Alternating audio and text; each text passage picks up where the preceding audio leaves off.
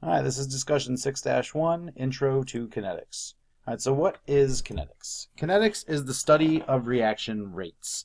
And rates of reaction are just the speeds that reactions occur by with respect to the loss of a reactant or the gain of a product over time. So it's some kind of change over time.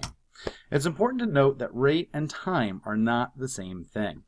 For example, if you drove from Washington, D.C. to New York, someone might ask you, what was your average rate of travel?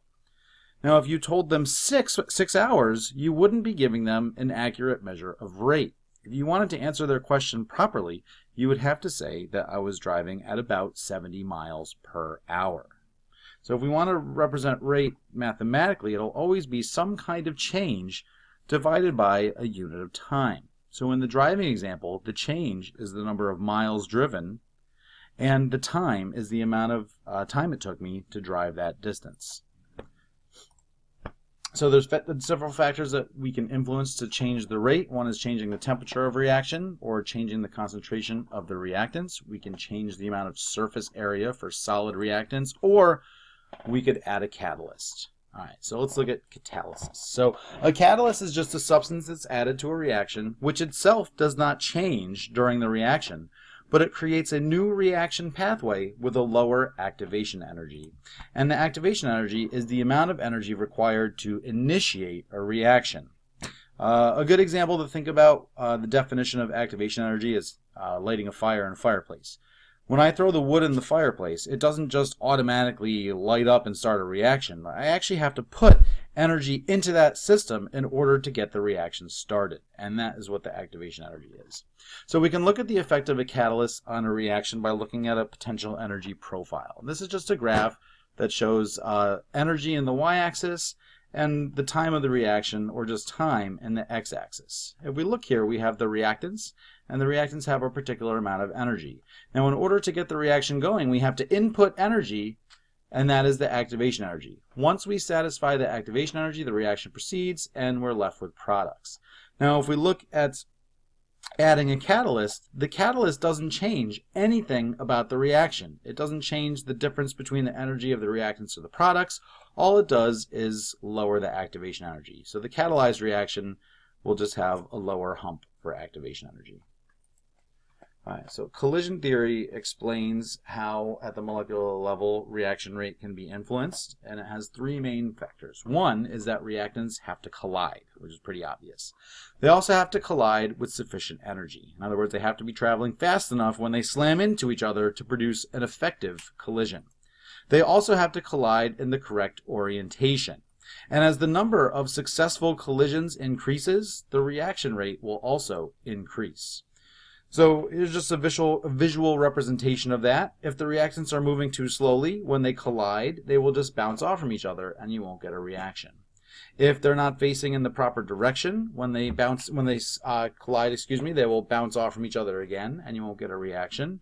But if the other two conditions are met, if they have enough energy and they're facing in the right direction, when they collide, boom, you'll produce a chemical reaction. All right, so we can observe collision theory in the lab by changing either the energy, frequency, or orientation of particles. So if we want to change the frequency, we can increase the temperature. If we increase the temperature, the particles will be moving faster, and so they'll collide more. We can increase the concentration of the reactants, which means we would have more particles in a particular volume, so they will collide more often. Or we could increase the surface area of a solid reactant, meaning we're exposing more surface available for colliding, so there will be more collisions. Now, if we want to change the energy of the particles, all we can do is increase the temperature. Remember that temperature is a measure of the average kinetic energy of the particles. So hotter particles will be moving faster, and colder particles will be moving slower. Now, if we want to influence orientation, we would increase the surface area because that would expose more sides of reactants in order available for colliding.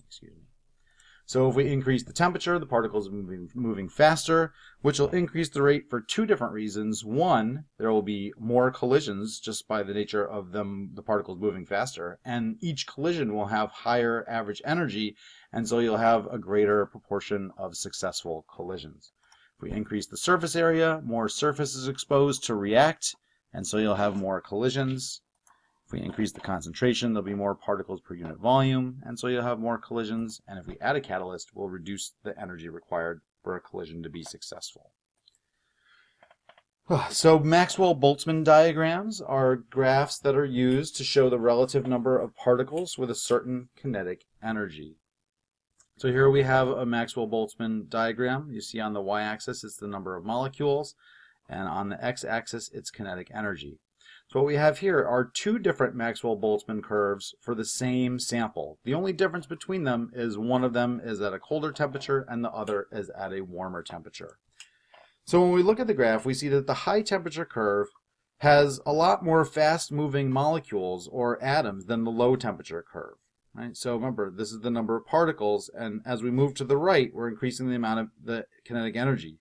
So the warmer sample has a lot more particles. There's a lot more area there with a higher energy than does the cold sample.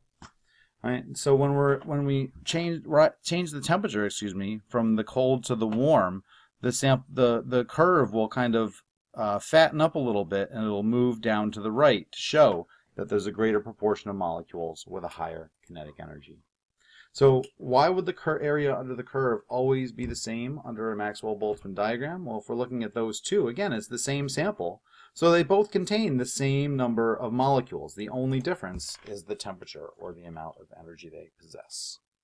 All right, so another thing they like you to do is showing the effect of a catalyst using a Maxwell-Boltzmann curve. So every Maxwell-Boltzmann curve will have something known as the threshold energy, and it's just a line, vertical line, that cuts the curve at a certain point. And that line represents the activation energy for that reaction. So all the particles that have a greater activation or a greater energy, than the activation energy will collide in such a way that they will collide successfully because they have enough energy. Now we already know that a catalyst lowers the activation energy, so when we add a catalyst, we just move the activation energy line back a little bit to show that the activation energy is lower, and that means that more particles will have sufficient energy for a successful collision, and that is how a catalyst increases the rate. We can also calculate rate quantitatively using stoichiometry.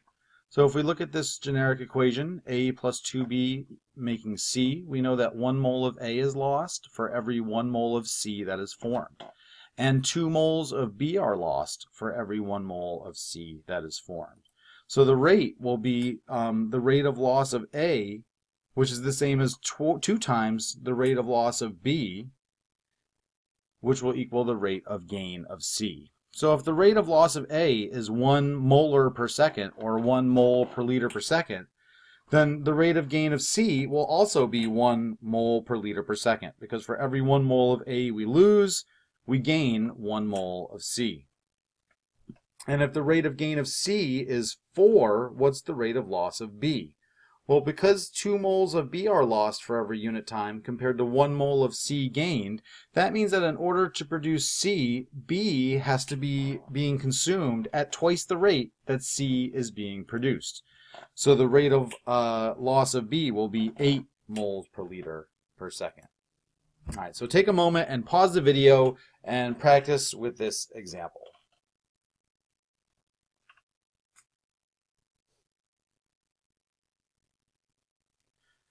Alright, so it says if aluminum chloride is produced at a rate of 5 moles per liter per minute, what is the rate of loss of copper to chloride?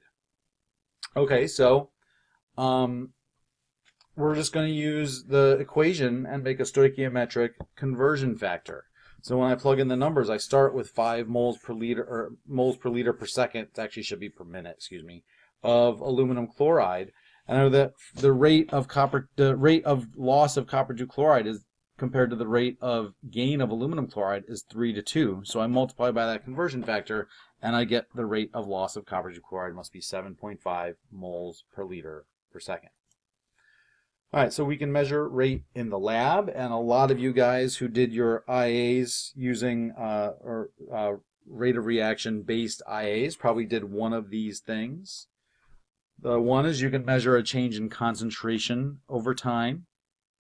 That could also work with a change in pressure over time if you're doing a reaction with gases that are forming non-gases. You could look at a change in volume over time. Either if a gas is being evolved, the amount of time it takes to collect a certain amount of gas, or the amount that the rate that the volume of a liquid that's evolving a gas would change. If it's an acid-base neutralization, you could look at a change in pH over time. If you're working with colored solutions, it could be a change in color over time. Again, if gas is being evolved, it would be a change in mass over time. Or if you're working with reactions that give off or absorb heat, you could look at a change in temperature over time. So we can look at rate graphically. Now, they're going to show you a number of different graphs: concentration versus time, volume versus time, or mass versus time. And in each case, our graph just shows us the rate, the change of one factor, in this case concentration, over the change in time. So we would use the concentration versus time reaction if we're doing neutralization reactions, because we'd be able to see the change in concentration of either hydrogen or hydroxide ions over time, or when a precipitate forms, because as a precipitate forms, ions will be removed from the solution. And that will give us a unit of moles per liter per second. So we're changing the concentration per unit time. We also have a mass versus time graph. We would use that when a gas is evolved. So we will see the mass of the reaction change as the gas leaves the system. And that will give us some kind of change in mass divided by a unit of time. It could be any unit of mass. It could be grams or kilograms, but the fact of the matter is it will be that mass divided by a unit of time. And we see here, this graph gives us two different curves, one for a reaction labeled 1 and one for a reaction labeled 2. We can get a lot of information from this curve. First of all, we can calculate the rate by looking at the slope of the curve, which we'll talk a little bit more about in topic 6.2. But we can also determine the amount of product that forms. We see that 1 loses less mass than product 2. That means that reaction 2, must have evolved more gas. Now we know with our chemical intuition and knowledge of stoichiometry that if we're producing more gas, then that means we had more reactant to start with in 2 versus 1. We'll look at some IB questions where they assess this, because they definitely assess it fairly often.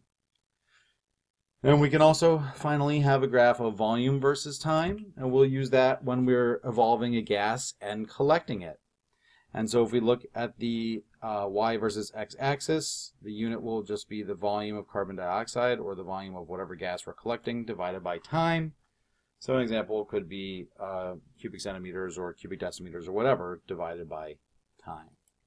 And that's it for discussion 6-1, a quick one. So we'll have time to do lots of practice in class. Thank you for watching, and have a good one.